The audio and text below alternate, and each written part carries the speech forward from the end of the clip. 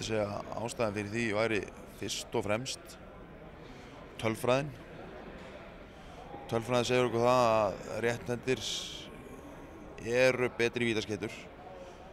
Ég veit ekki topp 5 í dag á vítapunktinum sem örvhentur. Þannig að við erum með Anders Eggert, Gensheimer, hvað erum við með meira? Kára Kristján. I rest my case. Þetta nú eitt af það vitleista sem ég nokkuð tímann heyrt, Kári minn. Býtum það Gajic? Gajic örvhentur. Já, nákvæm. Hans Lindberg.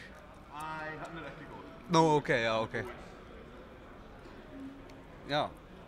Þannig að ég myndi segja að örvhentir væri nú betri í þessu. Kári Kristján Kristjánsson. I rest my case. Never. Addi Mall betri. Já, hann það.